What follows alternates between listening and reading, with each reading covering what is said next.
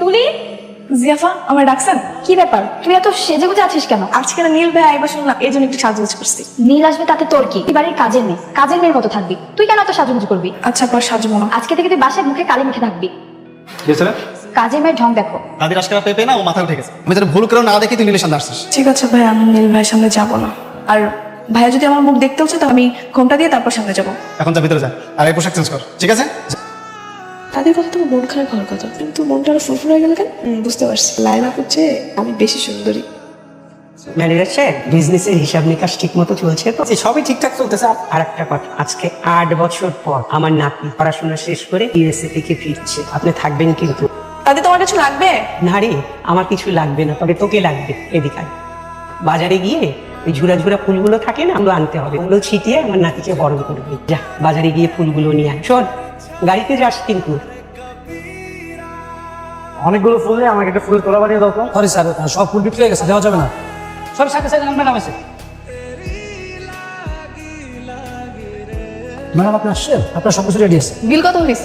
দেখতে হবে। Excuse me, আপনি কি সব ফুলগুলো কিনে ফেলছেন? জি আমি কিনেছি। না মানে আমার কিছু ফুল লাগবে, একটা তোড়া বানানোর জন্য কিছু ফুল দিলেই হবে। আপনার কি খুব দরকার? হ্যাঁ খুব দরকার। ভাই এক কাজ করেন তাহলে, ওনাকে একটা তোড়া বানানোর মতো ফুল রেখে বাকিগুলো সব গাড়িতে উঠান।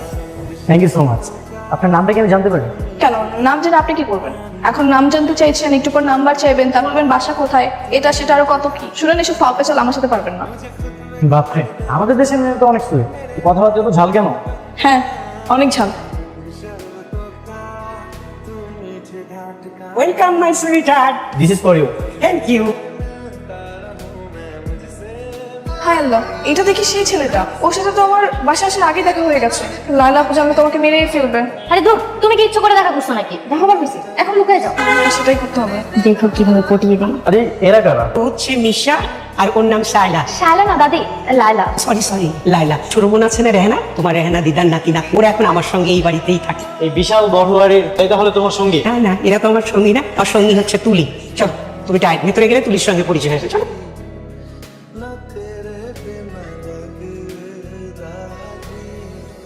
তুলি, এই তুলি। জি দাদিমা। কি রে, তুই এরকম আজব ড্রেসে আসছিস কেন? নতুন বইয়ের মতো মাথায় ঘোমটা দিয়েছিস কেন? ওর বাসায় পরপুরুষ আসছে তো, এই জন্য একটু পর্দা করতেছি। সমস্যা নাই, কি লাগবে তোমার বলো। আমার কিছু লাগবে না, তুই খাবি না আমাদের সঙ্গে? খেতে না না, আমি পরে খাইনি মনে। ঠিক আছে, যা। কাজের মেয়েটা অনেক ইন্টারেস্টিং তো। ভাইয়া, তোমার কিন্তু আমেরিকার পাট চলে গেছে।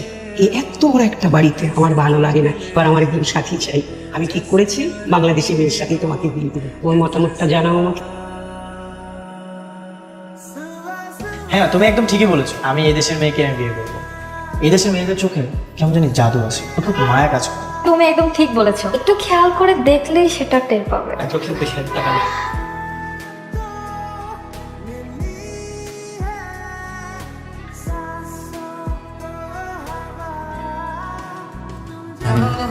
সেই মেয়ের সাথে কখনো দেখা করবো, মেয়েটা আমার হৃদয় কেড়ে গেছে।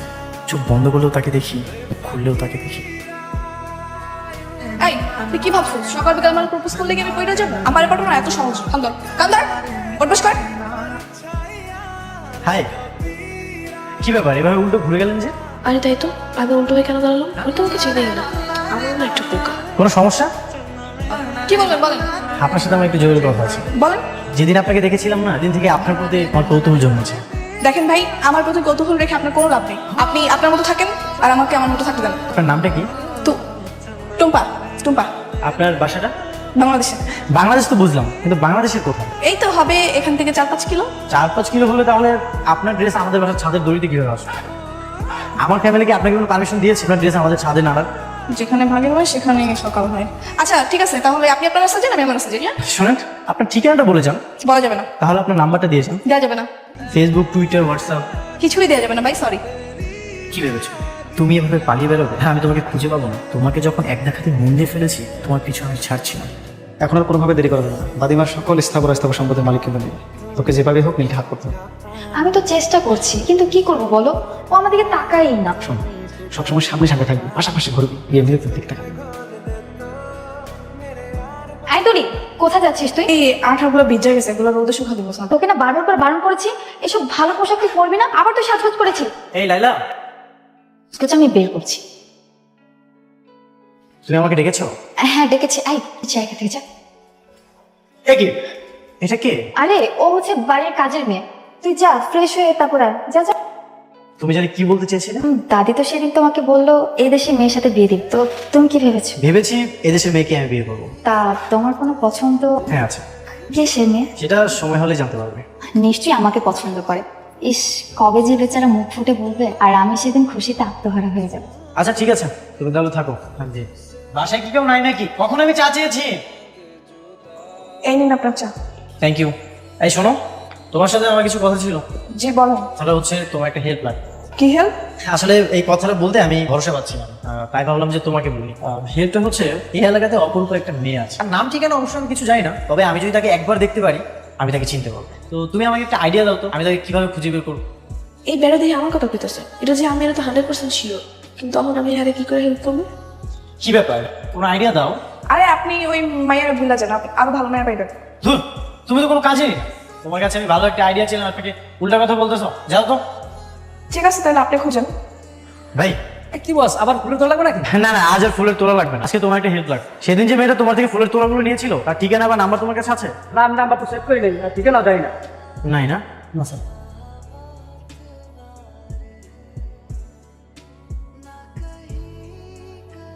আপনি এবার পাগলের মতো হাঁটাচলা করতেছেন কেন? কিছু একটা যদি হয়ে যেত? আমি আপনাকে খুঁজতে খুঁজতে পাগল হয়ে গেছিলাম। কেন আপনি আমাকে কেন বুঝতেছেন? আপনাকে আমি এক দেখাতে প্রেম হয়ে গেছি। দেখেন ভাই, আপনি আমাকে এক দেখাতে প্রেমে করে খুব বিরাট বড় ভুল করছেন। আপনি আমার পরিচয় শুনলে কখনোই আমাকে বিয়ে করবেন না। কেন, আপনি কি বিবাহিত? না, আপনার কি কোনো ভালোবাসার মানুষ আছে? সেটাও না। তাহলে তো পৃথিবীর কোনো বাধাই আমাদের আটকে রাখতে পারবে না। আমি গরিব হলে কি আপনি আমাকে মেনে নেবেন? আপনি গরিব অসহায় যাই হোন না কেন, আপনি তো থাকবেন আমার মঞ্জিলে, আমার কোনো আপত্তি নেই। আমি একটা বাসায় কাজ করি, আর সেদিন যে গাড়িটা দেখলেন আপনি, আমার মালিকের গাড়ি ছিল। আপনি কি একটা কাজের মেয়েকে বিয়ে করবেন? আমার কোনো সমস্যা নেই। আপনি কোন বাসাতে কাজ করেন সেখানে যেয়ে কি আমার কথা বলতে হবে? না মানে আর কোনো মানে নেই। আপনি চলেন আমাদের বাসায় চলেন, আমাদের বিয়ের বিষয়টা আমি আমার দাদিকে বলবো। দাদি অনেক ভালো মানুষ, আমাদের বিয়েটা দাদি মেনে নেবে। না না, এখনই না, আমাকে একটু ভাবার জন্য সময় দিন। ঠিক আছে, আপনি তাহলে আজ সারাদিন হবে, কাল ঠিক 4টায় লেগে এসে আমার সাথে দেখা করবেন। ঠিক আছে, আমি তাহলে আসি। Thank you. অতি গতি আমি কিছু বুঝতেছি, দিন হয়ে গেল তো নীলকে পড়াতে পারলাম না। এই নীল যদি অন্য কোনো মেয়েকে বিয়ে করে ফেলে আমাদের কি হবে জানিস? আমসরা দুইটাই যাবে। আমি তো চেষ্টা করেই যাচ্ছি। তো চেষ্টা মানে তো শুধু কাজের মেয়েকে লুকিয়ে রাখে, ওকে লুকিয়ে রেখে লাভ কি? নীলের চয়েস না তো খারাপ না যে কাজের মেয়েকে বিয়ে করবে। সময় আছে ওকে পড়ে ভালো, বুঝতে পারছিস? ওকে পটা নাহলে মেরে ফেলে। কি মেরে ফেলবো? তুই যদি ওকে বিয়ে করিস তাও সব সব করতে, তো যদি ওকে মেরে ফেলিস তাও সব করতে। কেন জানিস? আমাদের দাদির একুলে একুলে না আর কেউ নাই, সেটা বুঝেছে। তবু আগে মেরে ফেলাতে না যাই, এই প্রস্তাবটা পর্যন্ত তো যাই, পরে দেখা যাবে। আচ্ছা বলো, কি ভাবলে? আমার মনে হয় আপনার ফ্যামিলির কেউ কখনোই মানবে না। ফ্যামিলি মানবে কি মানবে না সেটা তুমি আমার উপর ছেড়ে দাও। তোমার ফ্যামিলিতে কি মানবে না সেটা আমাকে বলো। আমার ফ্যামিলিতে আমার শুধু আব্বাই আছে। উনি বলতেছে তুই যেটা ভালো মনে করিস সেটাই কর। তাহলে তো আর কোনো বাধা নেই। এটা তোমার জন্য, আর এই ড্রেসটাও তোমার জন্য। না না, আমি এসব নিতে পারবো না। আমি সত্যি বুঝতে পারতেছি না আমি কি করবো। দেখেন, আমার ভাবার জন্য আরেকটু সময় দরকার। ঠিক আছে, তুমি 7 দিন 10 দিন যত দিন ইচ্ছা তুমি সময় নাও। আগে এই কয়েকদিন বন্ধু হিসেবে থাকবো, আড্ডা দিব, মজা করবো। ঠিক আছে। আচ্ছা ফ্রেন্ড হিসেবে তো এগুলো নিতেই পারো। এই নাও। ঠিক আছে, আমি তাহলে আজকে আসি। তুলি, আমি না কোথায় তোমরা? ভাইজান ডাক্তার স্যার, তুলি কোথায়? এই তো তার রুমে। তুলি, আমি কি একটু ভিতরে আসবো? হ্যাঁ আসেন। তুলি, গতকাল তোমার হাতে চাটা খুবই দারুণ ছিল, এরপর বানিয়ে দিবে? ঠিক আছে, আপনি যান, আমি বানিয়ে নিয়ে আসছি। ঠিক আছে। তার মানে তুমি টুম্পা, তুমি তুলি, তুমি এই কারণে তুমি আমার থেকে লুকিয়ে আছো। আমার বাড়িতেই আছে আমার স্বপ্নের বালিকা, আর আমি কোথায় না কোথায় তোমাকে খুঁজে বেরিয়েছি। হাই রে কপাল। আচ্ছা ওকে কি বলবো, আমি তোমাকে চিনতে পেরেছি? না থাক, এটা বলা যাবে না, আমিও একটু মজা নেব। আচ্ছা, আপনি এভাবে দৌড়ে আসলেন কেন? কি আপনার পিছিয়ে লেগেছিল নাকি? আমার পিছু কে নেবে? আমি তো অন্য একজনকে ভালোবাসার জন্য পিছু নিয়েছি। সেটা কি জানো? সিদ্ধান্তটা তো আমাকে জানবেন। আমি এখন কিছু ভাবতে পারিনি। আমার ইচ্ছে হচ্ছে আপনাকে ভালোবাসতে, কারণ আপনি একজন ভালো মানুষ। আর অনিচ্ছাটা হচ্ছে আপনার সঙ্গে আমার কখনো যায় না। আপনি অনেক ধনী আর আমি অনেক গরিব। আপনি যদি আমার পরিচয় জানেন আমার থেকে সরে যাবেন। থাক না, সেই পরিচয় তো আমি জানতে চাই না। কেন? এমনি। ঠিক আছে। আচ্ছা, কখনো বাইকে চড়েছো? নেক্সট উইকে আমি ইলিশ খেতে মাওতে যাবো, আগে আমার সঙ্গে? ঠিক আছে। আচ্ছা চলো আমরা সামনের দিকে একটু হাঁটি। কি রে ভাইয়া, কোন মেয়ে নাকি তোকে পছন্দ করেছে? দাদি, তুমি এসব কি করে জানবে? দাদির কানটা খুব শাল। বলতে আমি নিজেই তাকে অনেক পছন্দ করি। কিন্তু ভাইজান তুমি তো না জেনে গোবরে পা দিয়ে ফেলেছো। মানে? মানে মেয়েটা দিনের পর দিন তোমার সাথে চিটিং করে চলেছে, তুমি বুঝতে পারছো না? আপনি এসব কি বলতেছেন? একটু পরে গোবর ফাঁস হবে। ইমার্জেন্সি। তুলি, আয় তুলি। এই দেখো পর্দাফাশ। এসব হচ্ছেটা কি? তোমার এই আদরের চাকরানি কি করেছে জানো? ছদ্মবেশে তোমার নাতির সাথে প্রেম নিবেদন করেছে। আমো দাদি, ওর কোনো দোষ নেই। আরে ওর কোনো দোষ আছে কিনা তুমি কিভাবে জানবা? মেয়েটা প্রত্যেকটা দিন ওর নিজের পরিচয় গোপন করে ওর সাথে প্রেম করেছে। ইতিমধ্যে মহল্লার লোকজন জানাজানি প্রচার করে আমাদের নামে সিসি করছে। মিশা ভাই, আপনি এত কিছু না জেনে কোনো কিছু বলবেন না। একদম চুপ। তুলি, ওরা যা বলছে সেটা কি? দাদি ইয়ে মানে যে মানে কি করছিস? তোর লজ্জা করে না? বেয়াদব মেয়ে। দাদিমা নিশা, ওর বাবাকে খবর দে। দাদি তুমি আমার কথাটা শোনো। একদম চুপ। ব্রিটিশ আমল থেকে এই এলাকায় আমাদের সেটা একটা সুনাম আছে। সেই সুনাম কেউ পূর্ণ করলে তাকে একদম মাফ করবো না। ঠাটা যেন তোমার মাথায় থাকে। এ ব্যাপারে আর দ্বিতীয়বার নাক গলাবে না। এই, তুই দাঁড়িয়ে আছিস কেন? যা। দাদি যত যাই কিছু বলো না কেন, আমি তুলিকে বিয়ে করবো। এটাই আমার শেষ কথা। শোন, আমাদের আর দেরি করা ঠিক হবে। বিয়ের মধ্যে যে কন্ডিশন, আমার মনে হয় না তোকে বিয়ে করবে। তো তোকে বিয়ে করার জন্য উঠে পড়ে লাগছে। আর দাদিমাও তো মনে হচ্ছে বিয়েতে রাজি হওয়ার জন্য এক পায়ে খাড়া হয়ে বসে আছে। তো তুমি কি করতে চাচ্ছ? আজকে রাতে নীলকে আমরা বিষ খাই মেরে ফেলবো। বিষ? কি বলছো? শোন, নীল যদি মারা যায় তাহলে দাদিমার সমস্ত সম্পত্তির মালিক হবে কে? আমি আর তুই। তো নীলকে মেরে ফেললে আমরা জেলে যাব না? আমরা কেন জেলে যাবো? এসে যাবে তো তুলি। প্রতিদিন রাতে নীলকে চা খাওয়া কি? আজকে তুই যাবা আর আমি এই যে বিষ মিশিয়ে দেবো। এসে যাবে কে? তুই। গেম।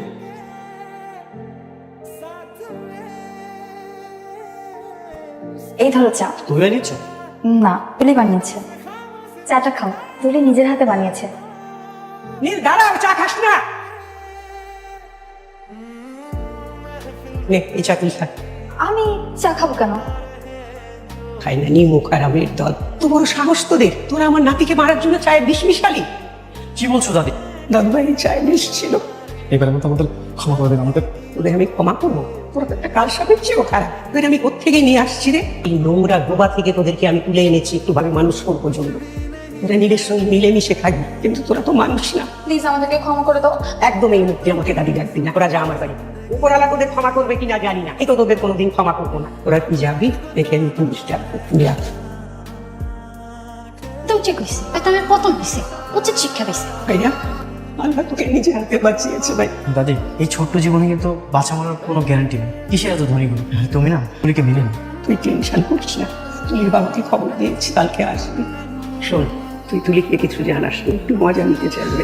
শোনো ভাইয়াটা, তুমি আমার বাড়িতে 20 বছর মালির কাজ করেছো। 20 বছর পর তুমি যখন দেশে চলে এলে, আর মা মরা মেয়েটাকে আমার কাছে দিয়ে গেলে। বলে, বেগম সাহেব, মেয়েটাকে আপনার কাছে দিয়ে গেলাম, আপনি ওকে একটু দেখে শুনে রেখেন। মেয়েটা যে অনেক বড় দোষ করে ফেললো রহিম মিয়া। আমি কেমন মানুষ এটা তো আপনি খুব ভালো করেই জানেন।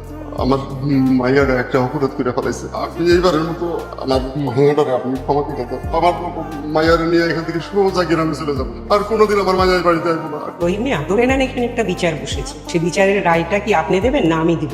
আমি না বেগম সাহেব, আপনি দেবেন। আপনি এই বিচারে আমার মাইয়ার যে শাস্তি দিবেন আমি সেই শাস্তি মাথা পেতে দেব। ঠিক আছে, আমি তোমার মেয়েটাকে তোমার কাছে চেয়ে নিচ্ছি। ও যেভাবে আমার কাছে ছিল সেভাবেই সারা জীবন আমার কাছে থাকবে। এখানে শুধু একটু পার্থক্য থাকবে, তখন ও আমার নাতি বউ হিসাবে থাকবে। এতে কি তুমি রাজি আছো? বেগম সাহেব, এইটা তো আমার জন্য অনেক বড় পাহাড়, অনেক বড় সৌভাগ্যের কথা। শুধু আপনার মতামত নিলে তো চলবে না। তুলি বড় হয়েছে, তুলির মতামতটাও আমার জানা দরকার। তোকে আমি আমার কাছে চিরদিন রাখতে চাই, আমার নাতি বউ হিসাবে তোকে নিতে চাই। তুই থাকবি আমার? তুই কি রাজি আছিস? দাদিমা, তোমার কথার উপরে তো আমি কথা কইতে পারি না। তুমি যেটা পেবা ওইটাই। তুই আমার নিঃসঙ্গ জীবনের সাথী, তোকে আমি ছেড়ে দিতে পারি? সেদিন তো আমরা প্ল্যান করেছিলাম ইলিশ খেতে মারাতে যাবো। অবশ্য সেদিন নাকি ভালো হয়েছে। সেদিন মনে হচ্ছিল আমি আমার একটা ফ্রেন্ডকে নিয়ে যাচ্ছি, আর আজ আমি আমার লাইফ পার্টনারকে নিয়ে যাবো। চলো। হ্যাঁ চলো।